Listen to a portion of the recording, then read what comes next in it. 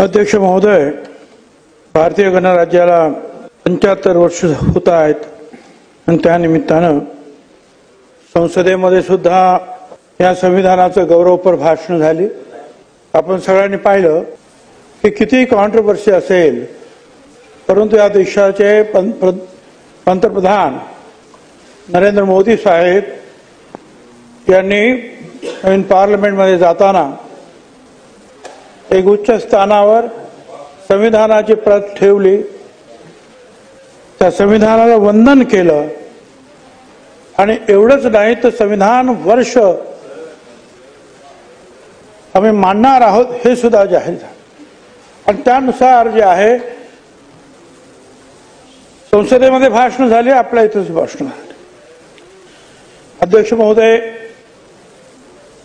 मी काही कायद्याचा विद्यार्थी नाही, परंतु ज्या वेळेला ही चर्चा होणार असं ऐकलं आणि मग थोडेसे जे काही पुस्तकं मिळाली ती चाळण्याचा मी प्रयत्न केला। एक आहे की अध्यक्ष महोदय, आज तुम्ही तिथे बसलेला आहात, आज मी इथे उभा आहे, कोणी मंत्री आहे, कोणी मुख्यमंत्री आहे, कोणी प्रधानमंत्री राष्ट्रपती होतो आहे, सामान्य जातीतली, सामान्य समाजातली, गरिबीतली असे असंख्य आपण सगळे लोक जे आहोत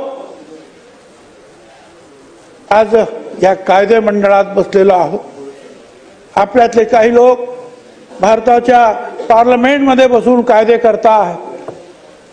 हे सगळं भाग्य जे आहे, इथं बोलून उभं राहण्याचं सुद्धा भाग्य जे आहे, जे मला लाभलं ते या भारताच्या संविधानामुळे लाभलं।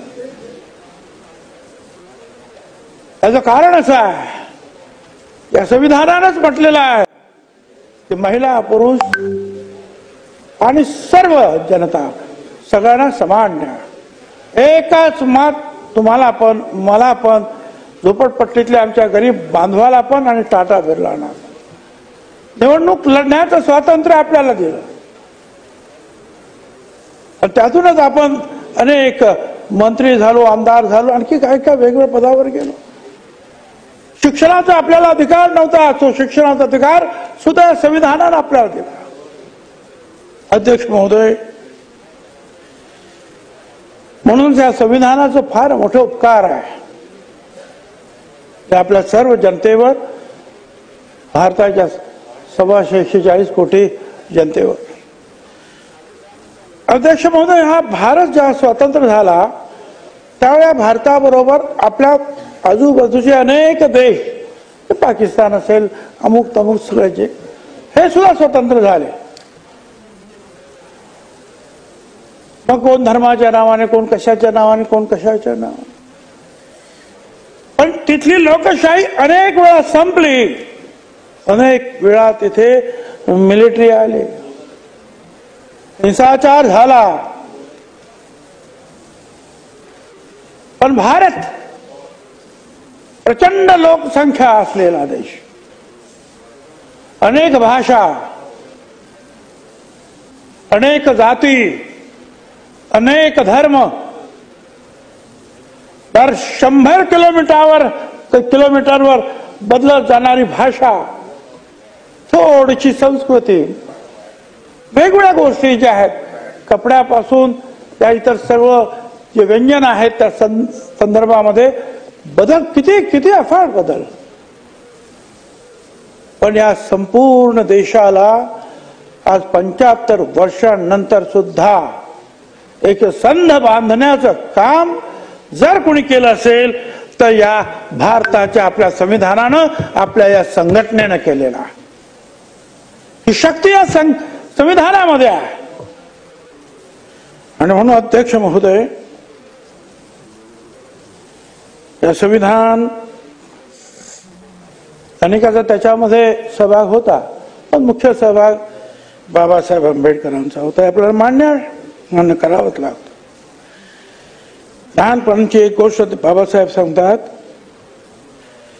की त्या वेळेला शाळेमध्ये आम्हाला वेगळं बसवलं जायचं, अस्पृश्य म्हणून।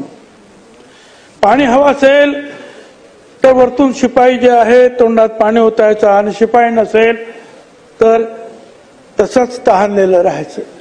घरून मी आईला विचारलं आई हे माझ्याशी असं का वागतात? आईने उत्तर दिलं की आपण अस्पृश्य आहोत बेटा.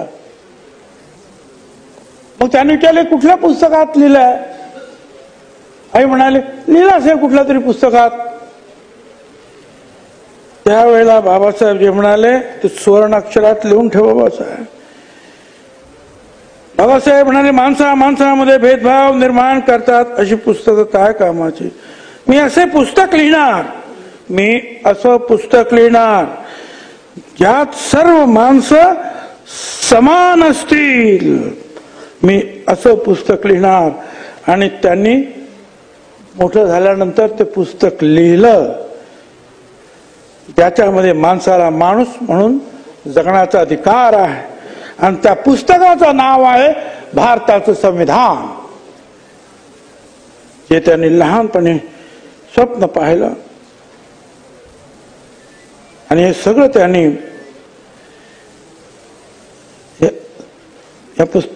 बाबासाहेबांनी त्यांच्या पुस्तकामध्ये वेटिंग फॉर व्हिसा या पुस्तकात लिहिलेलं आहे. या भारतीय संविधानाची निर्मिती, स्वातंत्र्याची पहाट आली, गुलामीतून मुक्तता झाली, संविधानाने दिले अस्तित्व हक्क, कर्तव्याची जाण झाली. या संविधानानं एवढं सगळं केलं. अध्यक्ष महोदय, खरं तर भारतासारखी अशी एक संविधान सभा असली पाहिजे की ज्याच्यामध्ये पुढचं ते संपूर्ण कायदा वगैरे जे आहे हा जिल्हा व्यवस्थित गेला पाहिजे. तर ऐकू ना तुमचं भाषण ऐकूनच मी जरा मला शक्ती आली भाषण करण्याची. याच्यावर तुमचं सगळं ऐकून.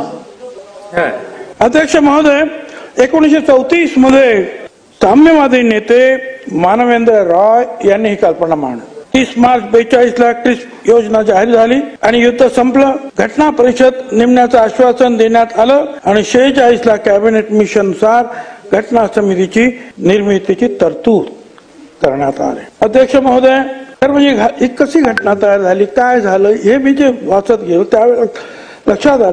9 डिसेंबर 46ला संविधान सभेची स्थापना झाली आणि पहिली बैठक भरली आणि हंगामी अध्यक्ष म्हणून डॉक्टर सच्चिदानंद सिन्हा, कारण ते संविधान सभेतील सर्वात ज्येष्ठ सदस्य होते, ते अध्यक्ष म्हणून निवडले गेले. 11 डिसेंबर 46ला घटना समितीची दुसरी बैठक झाली आणि यात कायमस्वरूपी अध्यक्षपदी म्हणून डॉक्टर राजेंद्र प्रसाद यांची निवड झाली. घटना समितीचे उपाध्यक्ष म्हणून डॉक्टर S.G. मुखर्जी आणि कायदेविषयक सल्लागार म्हणून बेनेगल नरसिंह राव यांची निवड झाली.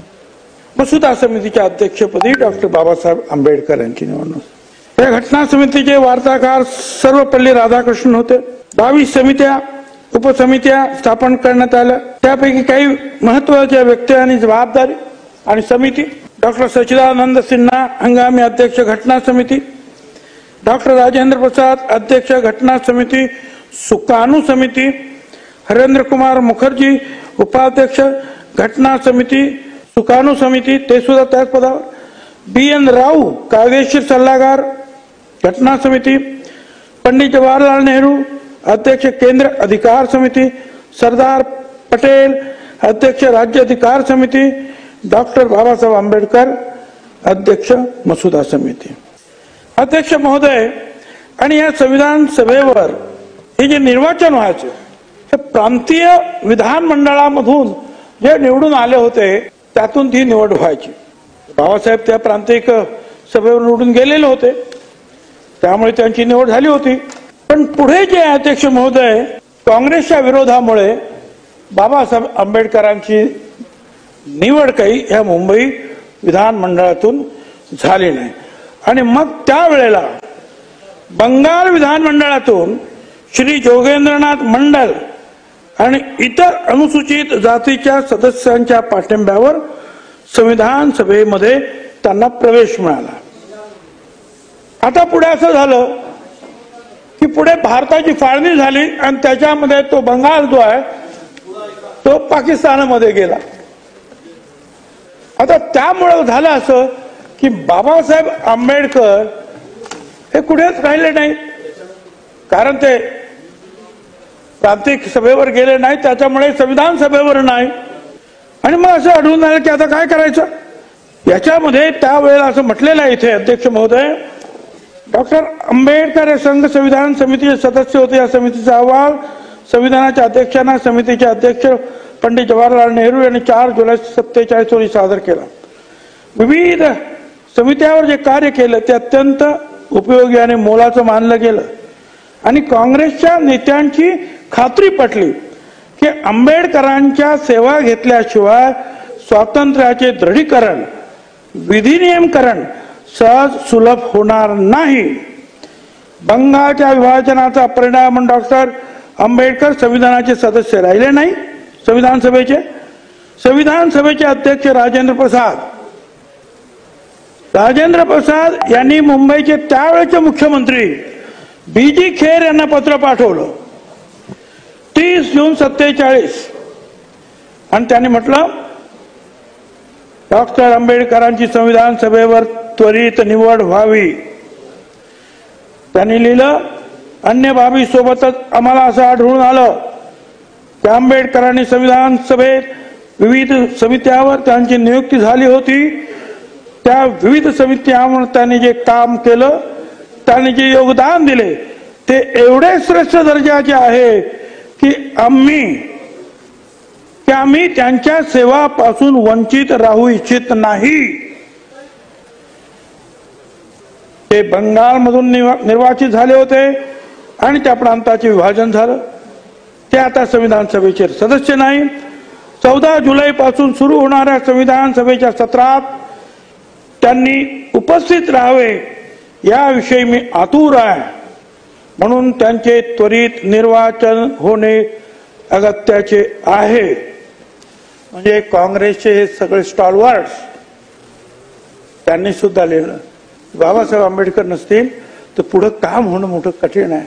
आणि म्हणून त्यांनी त्यावेळेच्या बी.जी. खेर मुख्यमंत्र्यांनी की ताबडतोब त्यांना लिहून त्यांना निवडून इकडे पाठवून द्या आणि त्याप्रमाणे ते गेले. आणि अध्यक्ष महोदय इथं पुढे आता या निवड केली ना आणि निवड तिथे झाली त्याच्यामुळे तर पुढे गेले ते मुंबई प्रांतातून पुन्हा काय झालं काय हे पहा पहिल्यांदा ते काँग्रेसमधून गेले, इथून गेले होते, पुन्हा काँग्रेसमधून जाऊ शकले नाही. त्यामुळे योगेंद्रनाथ सिंग यांनी जे आहेत बंगालमधून त्यांना निवडून पाठवलं. बंगालची फाळणी झाली त्यामुळे ते परत राहिले नाहीत. मग राजेंद्र प्रसाद यांनी पुन्हा लिहिलं, काँग्रेसचे मुख्यमंत्री होते बी.जी. खेर की यांना ताबडतोब पाठवा, यांच्याशिवाय काम होणं कठीण आहे. हे असा एकूण जे आहे त्याचं सार आहे. आणि अध्यक्ष महोदय एवढंच नाही, समता, बंधुता, न्याय, समानता, लोकहिताचा सर्वस्व विचार, समता आणि स्वातंत्र्याचे संविधानाने दिले आम्हा अधिकार आणि शांततेचा आपण करावा सगळ्यांनी स्वीकार. बोलू द्या तर शांतता. संविधान समिती जे आहेत मसुदा समितीचे सदस्य कोण होते? डॉक्टर बाबासाहेब आंबेडकर अध्यक्ष, गोपाल स्वामी अय्यंगार, के.एम. मुंशी, मोहम्मद सादुल्ला, बी.एल. मित्तर, डी.पी. खेतान, अल्लादी, कृष्णास्वामी अय्यर. 9 डिसेंबर 46 संविधान सभेची पहिली बैठक झाली. मसुदा समिती जी आहे स्थापन झाली. 2 वर्ष 11 महिने तुम्ही पहिल्यांदा सांगितलं मला वाटतं भास्कररावांनी 2 वर्ष 11 महिने 18 दिवस म्हणजे जवळ 3 वर्ष परिश्रम झाले आणि मसुदा तयार झाला. 26 नोव्हेंबरला 26 नोव्हेंबर राज्यघटना स्वीकारण्यात आली. संविधान सभेची शेवटची बैठक जी आहे ही 24 जानेवारी 1950 रोजी संविधान सभेची शेवटची बैठक झाली.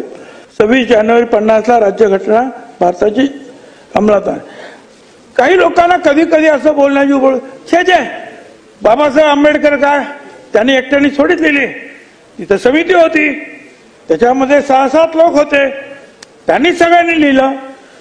त्याच्यावर उत्तर म्हणून जे आहे त्या पार्लमेंटमध्ये बोलताना टी.टी. कृष्णामाचारी म्हणतात, त्यावेळेला जेव्हा सगळ्यांची भाषणं होती त्या संविधान स्वीकारल्यानंतरचे, ते म्हणतात या सभागृहाला याची जाणीव असेल की याच सभागृहाने मसुदा समितीवर ज्या 7 सदस्यांची नियुक्ती केली होती त्यापैकी एकाने या सभागृहाचा राजीनामा दिला म्हणून त्यांच्या जागी दुसऱ्याला नियुक्त करण्यात आले. एका सदस्याचा मृत्यू झाला, ती जागा रिकामी राहिली. एक सदस्य दूर अमेरिकेत निघून गेले, त्यांची जागा भरली नाही. दुसरे एक सदस्य राज्याच्या राजकारणात व्यस्त होते, गुंतलेले होते, त्या प्रमाणात पोकळी निर्माण झाली. एक किंवा दोन सदस्य दिल्लीपासून फार दूर होते, कदाचित प्रकृती स्वास्थ्याच्या कारणास्तव त्यांनी बैठकीत भाग घेतलाच नाही. याचा परिणाम असा झाला की या संविधानाचा मसुदा तयार करण्याची संपूर्ण जबाबदारी डॉक्टर आंबेडकर यांच्यावर आली आणि त्यांनी हे महत्वपूर्ण कार्य निसंशय अत्यंत समर्थपणे पूर्ण केले, यात मात्र शंका नाही. याकरता आम्ही त्याचे कृतज्ञ आहोत. अध्यक्ष महोदय, समिती होती खरी, पण काम फक्त बाबासाहेब आंबेडकरांच्याच हातून झालं. हे जे आहे हे तिथलं भाषण आहेत, ही सगळे ह्या पार्लमेंट मधली भाषण आहेत अध्यक्ष महोदय. आणि अध्यक्ष महोदय टी कृष्णमाचार्य जे आहेत त्यांच्यामुळे सगळ्यांनीच त्यांना जे आहेत खरं म्हणजे श्रेय दिलेलं आहे. 15 ऑगस्टला सर्वपक्ष सरकारकडे सत्ता आली. काँग्रेसचे पंडित नेहरू सरकारचे नेते, कॅबिनेटमध्ये वेगवेगळ्या विचारसरणीचे पक्षाचे सामाजिक पार्श्वभूमीचे नेते होते. अनेक प्रश्न होते. देश कोणत्या पद्धतीने चालवायचा, सर्व जाती धर्म वर्ग प्रांतांना समान अधिकार कसे द्यायचे, ही सगळी उत्तरं जे आहे संविधानाने दिले. आणि संविधान लिहिताना अध्यक्ष महोदय काही देशांच्या राज्यघटनांचा सुद्धा अभ्यास करण्यात आला आणि त्याची चूक काय नाही. इतर जे देश जे आहे आज अशी परिस्थिती आहे, कुठलाही नवीन देश जर निर्माण झाला जगात तर या भारताची राज्यघटना घेऊन अगोदर तिचा अभ्यास केला जातो. तसा आपल्या अगोदर ज्या काही राज्यघटनांनी लिहिल्या होत्या जगामध्ये अस्तित्वात होत्या त्याच्यातल्या काही गोष्टी ज्या आहेत त्याचा अभ्यास केला गेला. संसदीय शासन पद्धती, कायद्याचं राज्य, संसद सदस्यांचे अधिकार, विशेष अधिकार हे इंग्लंडकडून, संघ राज्यात्मक स्वरूप विशेषाधिकार कॅनडा, उपराष्ट्रपती पद, न्यायालयिक विषयी तरतूद, मूलभूत हक्क अमेरिका, मार्गदर्शक तत्वे, राष्ट्रपती निवडणूक पद्धत, राज्यसभेवरील नामनिर्देशित सदस्य आयर्लंड, समवर्ती सूची, आंतरराज्य व्यापार विषयक तरतुदी ऑस्ट्रेलिया, गणराज्य स्वातंत्र्य समता बहुमताही तत्वे फ्रान्स, घटना दुरुस्ती दक्षिण आफ्रिका, आणीबाणी जर्मनी, समाजवाद मूलभूत कर्तव्य रशिया.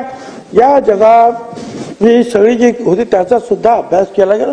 जे चांगलं होतं, काय उपयुक्त आहे या देशाला त्याचा विचार केला गेला. आणि त्याच्यामध्ये मग आणखी फक्त स्वतः ते बॅरिस्टर होते, बॅरिस्टर होते, डॉक्टर ऑफ सायन्स सुद्धा होते. ते डॉक्टर शरीराचे आजार जे नव्हते. या देशामध्ये समाजाला जे अनेक आजार आमच्या जडले होते ते आजार दुरुस्त करणारे डॉक्टर होते डॉक्टर बाबासाहेब आंबेडकर. ते कदाचित इंजेक्शन देणारे, ऑपरेशन करणारे डॉक्टर नव्हते. सर्व समाजाचं जे आहे आजार पण कसं घालवायचं याच्यावर विचार करणारे ते डॉक्टर होते अध्यक्ष महोदय. मध्ये मध्ये अशी सुद्धा चर्चा होते की आपण अमेरिकन पद्धती घ्यायची का, राज्य पद्धती, फेडरल युनिटरी. हे युनिटरी मध्ये जे आहे अध्यक्ष जो आहे तो सचिव नेमतो आणि सचिव जे आहेत ते वेगवेगळ्या खात्याचे मंत्री होतात. पण ते सचिव जे आहेत ते पार्लमेंटला काही जबाबदार नसतात. तर सचिव जे काय सांगतात अध्यक्षाला ते अध्यक्षावर सुद्धा ते त्याला बंधनकारक नाही. इथे आपल्या इथे वेगळं आहे. आपल्या इथे राष्ट्रपती जे आहे ही एक धारणा जी आहे आपण ती खरं म्हणजे इंग्लंड मधून घेतली. इथे राणी साहेब आहेत, त्यांचे राजे आहेत, कोण आहेत, पण सगळे अधिकार पंतप्रधानांना आहेत. आणि तीच बाब आपल्याकडे आहे. आणि आपल्याकडे पंतप्रधान आणि मंत्रिमंडळ जे राष्ट्रपतीला सांगतील ते राष्ट्रपतीने स्वीकारायचं आहे. अमेरिकेत ते बंधन नाही, अध्यक्ष नाही स्वीकारणार हे बंधन आहे. ते पंतप्रधान सांगतील, मंत्री सांगतील ते त्यांना सांगा. आणि मगाशी फार बरोबर सांगितलं तुम्ही. हे नंतर कसं काय करायचं, हे कुणाला द्यायचं, घटना अर्पण कुणाला करायची, तर कोण म्हणाले देवाच्या नावाने करा, कोण म्हणाले अल्लाच्या नावाने करा, तुम्ही म्हणाल त्याप्रमाणे कोण म्हणाल महात्मा गांधींच्या नावाने करा. वेगवेगळे जे आहेत हे सगळे काही हे आले नाही असे नाही, परंतु जे आहे त्याच्यामध्ये अनेकांनी जी काही माहिती दिली त्याच्यामध्ये शेवटी झालं असं की हे नक्की आता काय करायला पाहिजे याच्यासाठी सुद्धा जे आहे एक जी संविधान समिती होती त्याच्यामध्ये मतदान घेण्यात आलं आणि त्या मतदानामध्ये असं ठरलं की देवाच्या नावाने 44 विरुद्ध 48 असा निकाल लागला की कुठल्याही देवाच्या किंवा व्यक्तीच्या नावाने ही घटना अर्पण करायची नाही. निवडणूक केली बाबासाहेब आंबेडकरांनी आणि 48 लोकांनी सांगितलं की नाही म्हणून, असा हा निकाल सगळा लागला. आणि त्यावेळेला तर असं होतं एक कोणतरी जरगे म्हणून काहीतरी एक महाराज होते, ते तर म्हणाले बाबा की हे जे आहे का महाराजांनी लिहिलेलं आहे काय हे सगळं फेकूनच देतील लोक काय, पण तसं नाही झालं. संविधान जिरगे शास्त्री महाराज ते महाराजांनी लिहिलं लोक फेकून देतील, तसं झालं नाही. भारताच्या प्रत्येक नागरिकांनी मनापासून या संविधानाचा स्वीकार केला. अध्यक्ष महोदय आणि म्हणूनच ज्या वेळेस सगळ्यांनी ठरवलं की जसं मगाशी सांगितलं इंग्लंडची जी आहे राज्यघटना ती राणीला अर्पण केली तिच्या नावाने, कोणी कुठे पाकिस्तान अल्लाच्या नावाने, पण ही आपणच आपल्याला अर्पण केलेली आहे. आपली घटना आपणच अर्पण केली. हे जगातलं एकमेव उदाहरण आहे अध्यक्ष महोदय. हे अशा प्रकारची घटना ते आम्ही बनवतो आणि आम्हाला अर्पण करतो. अध्यक्ष महोदय, तर ह्या अशा प्रकारे जे आहे ह्या काही किस्से सुद्धा आहे सगळे बनवताना. आंबेडकर यांना संविधान निर्मित प्रमुख केलं, पण सुरुवातीला काही लोकांचा विश्वास नव्हता की हे काम पूर्ण करतील. मात्र आपल्या ज्ञानानं त्यांचं शिक्षण आपण सांगायला गेलो तर फार वेळ लागेल अध्यक्ष महोदय. एवढ्या त्यांच्या डिग्र्या BA ऑनर्स अगोदर मुंबईला एल्फिन्स्टन मध्ये, MA कोलंबिया अर्थशास्त्र, PhD कोलंबिया अर्थशास्त्र, MSc London school of economics, doctor of science London school of economics अर्थशास्त्र, भारत लॉ ब्रेस्ट लंडन ग्रॅज्युएट इंडियन. किती त्यांच्याकडे विद्वत्ता एवढी होती, अभ्यास एवढा होता की त्यांनी ते काम पूर्ण केलं. राष्ट्रभाषेवरून सुद्धा वाद झाला. भारताची राष्ट्रभाषा कुठची पाहिजे मोठा वाद झाला. हिंदी आणि इंग्रजी यांच्यामध्ये स्पर्धा होती. दक्षिण भारतातील अनेक नेत्यांनी हिंदीला विरोध केला, तो आजही करतायत. अध्यक्ष महोदय, अखेरीस तोडगा म्हणून हिंदी आणि इंग्रजी ह्या दोन्ही भाषा कारभाराच्या अधिकृत भाषा ठरवण्यात आल्या. त्या संविधानाचे शेवटचे स्वाक्षरीकर्ते फिरोज गांधी होते. हा संविधान लिहिण्यासाठी म्हैसूरच्या शाही कागदाचा वापर केला गेला. तो कागद म्हैसूर मध्ये खास प्रकारचा टिकाऊ आणि देखणा होता. हस्तलिखित आणि सुंदर कलाकृती युक्त असं हे संविधान होतं. मूळ प्रत हाताने लिहिण्यात आली आणि अशी लिहिली कि तुम्हारे हर तकलीफ हो तो एक मुकम्मल जवाब हूं मैं. सगळ्या प्रश्नाचा मुकम्मल जवाब हूं मैं. कभी वक्त मिले तो पढ़ना मुझे भारत का संविधान हूं मैं. सगळ्या प्रश्नाचं जे आहे उत्तर याच्यात आहे. सर्वसमावेशता, सगळ्यांना समान अधिकार, महिला पुरुष, तुम्ही मला सांगितलं, लोकशाही, धर्मनिरपेक्षता, संघराज्य पद्धती, वेगवेगळ्या राज्यांना त्यांचे अधिकार दिलेले आहेत. काही केंद्राचे अधिकार, काही राज्याचे अधिकार, काही इन कंकरन्स दोघांचे अधिकार. मूलभूत हक्क आणि कर्तव्य दिलेले आहेत. हक्क दिलं, कर्तव्य सुद्धा पाळण्याची जबाबदारी तुमच्यावर टाकणार आहे. संशोधनशीलता, संविधानात त्यांनी एक सांगितलं की प्रवाही आहे, हे प्रवाही आहे.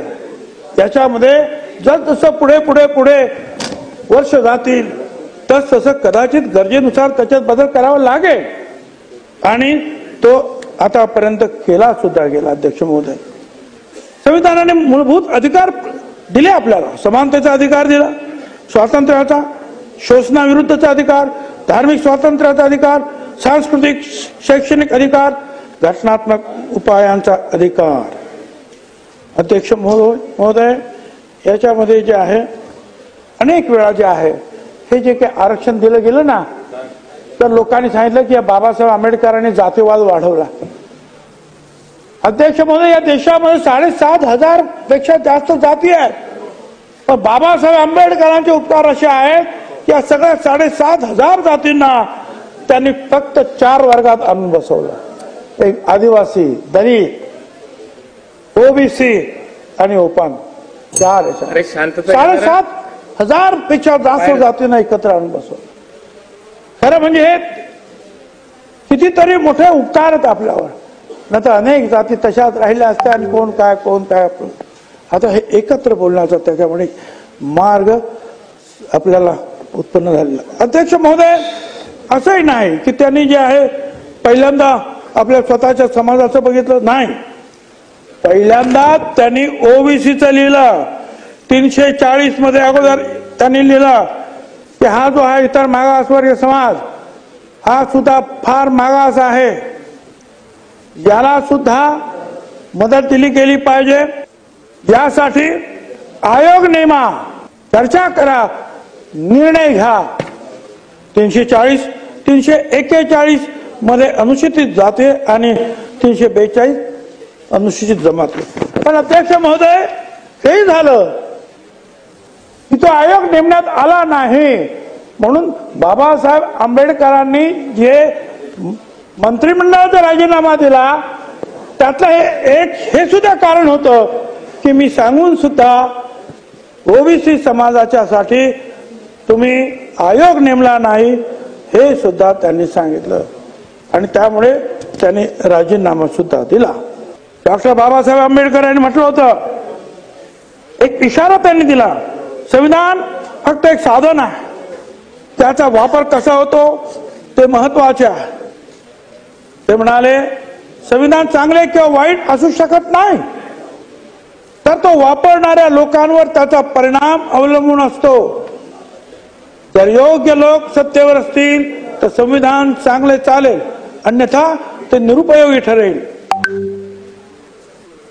मी मगाशी सांगितलं ते जिरगे मास्तरांचं उदाहरण आणि आज आपण पाहतो आहोत की सगळ्यांनी जे आहे हे संविधानाचं जे आहे आपण सगळे कौतुक करतो आहोत. अध्यक्ष महोदय,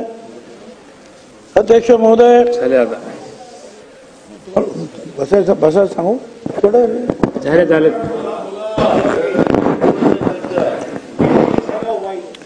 बाबासाहेब आंबेडकर म्हणतात, माझी मनोदेवता मला सांगते आहे की मी चांगल्या रस्त्याने चाललो आहे. जोपर्यंत मला स्वार्थी आरोपाची मुळीच पर्वा वाटत नाही, मी राष्ट्रद्रोही आहे, मी देशद्रोही आहे असे लोक जे म्हणतायत ते भविष्य काळात याच्या उलट माझ्या कामकाजाविषयी बोलणार आहेत आणि खरं ठरलं. आज आपण सगळे त्याच्याबद्दल त्यांनी लिहिलेल्या एक एक वाक्याबद्दल, एक एक शब्दाबद्दल आपण चर्चा करतो. अध्यक्ष महोदय, डॉक्टर आंबेडकरांनी लोकांच्या सामाजिक आर्थिक जीवनात रक्ताचा थेंबही न सांडता क्रांतिकारी परिवर्तने आणता येतील असे शासनाचे स्वरूप किंवा प्रणाली अशी लोकशाहीची व्याख्या केली. लोकशाहीची व्याख्या काय? लोकांच्या सामाजिक आर्थिक जीवनात रक्ताचा थेंबही न सांडता क्रांतिकारी परिवर्तने आणता येतील असे शासनाचे स्वरूप किंवा प्रणाली ही लोकशाही. अध्यक्ष महोदय, या चर्चेत भाग घेताना ते असं म्हणाले होते, भारताला खऱ्या अर्थाने लोकशाही राष्ट्र बनायचं असेल तर शिक्षण प्रत्येक नागरिकाचा मूलभूत हक्क असायला हवा, यात गरीब श्रीमंताचा भेदभाव नको. अध्यक्ष महोदय, महात्मा ज्योतिराव फुले यांनी सांगितलं होतं, त्यावेळेला इंग्रज सरकारला 16 वर्षाच्या प्रत्येक मुला मुलीला जे आहे शिक्षण दिलं पाहिजे हा कायदा करा. बाबासाहेब आंबेडकरांनी ते संविधानामध्ये त्याचा उल्लेख केला, लिहिलं की शिक्षण दिलं पाहिजे. पण ते सुद्धा आम्हाला समजायला 60 वर्ष लागले. 60 वर्षानंतर मग आम्ही म्हणालो राईट टू एज्युकेशन, आणि ते पण राईट टू एज्युकेशन झाल्यानंतर 9 वर्ष त्याची लागली त्याची अंमलबजावणी करायला. अध्यक्ष महोदय, शिक्षणाशिवाय पर्याय नाही हे त्यांनी सांगून सुद्धा जे आहे ते आपल्याला अजून कळत नाही. अध्यक्ष महोदय, शिक्षणामुळे विचार, त्यांच्या विचारामुळे शिक्षण मूलभूत हक्क झाला. जाति धर्म से ऊपर उठाना सिखाया, संविधान ने हमें जीना सिखाया, जो भी करे अन्याय किसी पर उसके खिलाफ खड़ा होना सिखाया. जो जो अन्याय करील त्याच्या. एकदा काय झालं अध्यक्ष महोदय, एक अलीकडे झाला एक दलित समाजाचा, आणि तो बाबासाहेबांची प्रेरित त्याने अभ्यास केला आणि आय झाला. त्यावेळी ते ICS होते. बाबासाहेबांकडे गेला आणि म्हणाले मी तुमच्यामुळे अधिकारी झालो, आज माझ्याकडे पैसे आहेत, बंगले आहेत, सगळे आहेत, काय पाहिजे तुम्हाला सांगा. मी झालो, आय झालो. बाबासाहेब त्यांना का मोठा अधिकारी झालास, स्वतःच्या गावाला जातोस का. तो म्हणाला नाही. बाबासाहेब म्हणाले इथून पुढे महिन्यातून 2 वेळा तुझ्या गावाला तुझी दिवा असलेली गाडी पोलीस सुरक्षा घेऊन देखील जा. जाऊन काही करायचं नाही, फक्त गावात जाऊन सगळ्यांना नमस्कार कर. कारण जेव्हा तुझ्या गावातले लोक पाहतील की आपल्या समाजातील एक गरीब मुलगा शिक्षण घेऊन एवढा मोठा होतो, तर आपल्या गावातील बाकीचे मुलं देखील मोठे होऊ शकतात. त्या शिक्षण घेण्यापासून कोणी त्यांना अडवणार नाही. काय मागितलं बाबासाहेबांनी, समाजासाठी काहीतरी करा, मला स्वतःला काही नको. आणि बाबासाहेब शेवटी, आता मी शेवटचा एक आपल्या पुढे बोलतो आणि मी हे संपवणार अध्यक्ष महोदय. आता शेवटच्या एका भाषणामध्ये त्यांचं जे मला थोडंसं कागद जास्त झाले, सगळ्यांचे होतं, माझे पण झाले, त्याचे मदतीला बघतो. आता मिळालं तर ठीक आहे, काय नाही तर मग जय हिंद जय महाराष्ट्र बोलावं लागेल. पण एक महत्वाचं मी बोलणार, मग त्याच्यामध्ये कोणाच्या विरुद्ध वगैरे काही नाही आहे. संपलं साहेब. थोडंसं इंग्रजीमध्ये आहे, मी थोडंसं नंतर मी मराठी त्याच्या बोलतो. असं आहे की नाही, ते सगळं आलेलंच आहे ना. अहो, तो जो आहे तो अलिखित कायदा होता. काय आपण ते आहे तो कायदा आता दूर ठेवला आणि आता ह्या सार्वभौम भारताने जो स्वीकारलेला कायदा आहे, जो संविधान, तो आपण आता स्वीकारलेला आहे. तर आता पुढचं ऐका तुम्ही. बाबासाहेब म्हणाले भाषणामध्ये, here I could have ended but my mind is so full of the future of our country that I feel I ought to take this occasion to give expression to some of my reflection thereon. On 26th of January 1950, India will be an independent country. त्याने हे 25 November 1949 भाषण आहे. Country. What would happen to her independence? Will she maintain her independence or will she lose it again? This is the first thought that comes to my mind. It's not that India was never an independent country. The point is that she once lost the independence she had. Will she lose it second time? It is this thought which makes me most anxious for the future.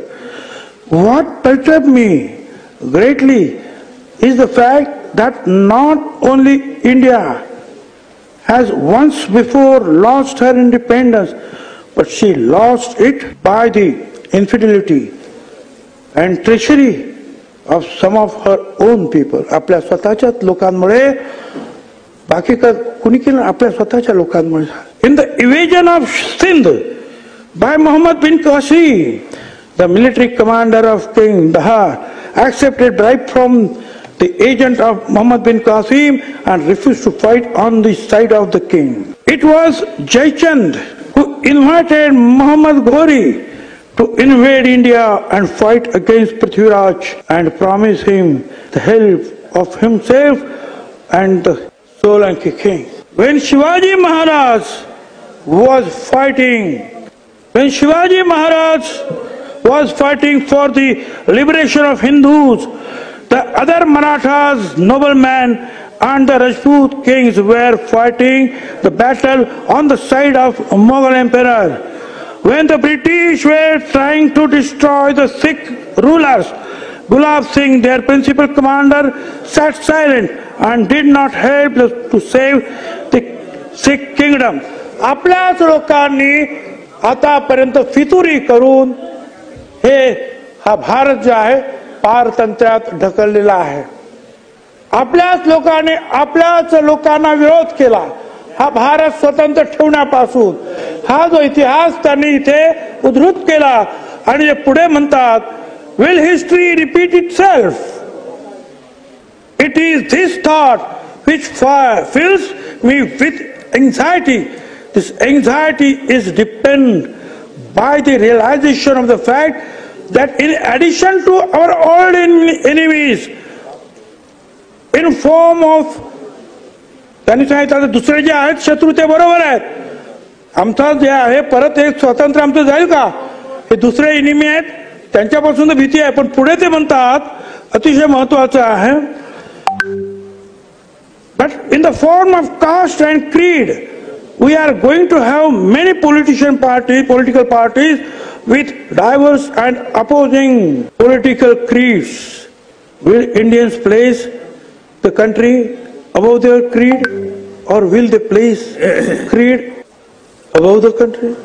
I do not know, but this much is certain that if the parties place creed above the country, our independence will be put in jeopardy, and second time, and probably be last forever. This eventually we must all resolutely guard against. We must be determined to defend our independence with the last drop of our blood. अध्यक्ष महोदय, त्यांनी एवढंच सांगितलं हे दुसरे आमचे शत्रू होतेच, पण आता भीती अशी वाटते आमच्या ज्या धर्म जाती याच्यावरून जे पक्ष निर्माण होतात, जर धर्म आणि जाती यांना देशावरून पेक्षा आपण जर मोठं मानलं तर परत एकदा हा देश पारतंत्र्यात जाईल आणि तो कायमचा जाईल, परत स्वतंत्र होणार नाही. आणि जर त्यांनी जर देशाला मोठं ठेवलं तर मात्र या स्वातंत्र्याला अजिबात धक्का नाही. हेच तर या संविधानाचं मूलतत्व आहे. धन्यवाद.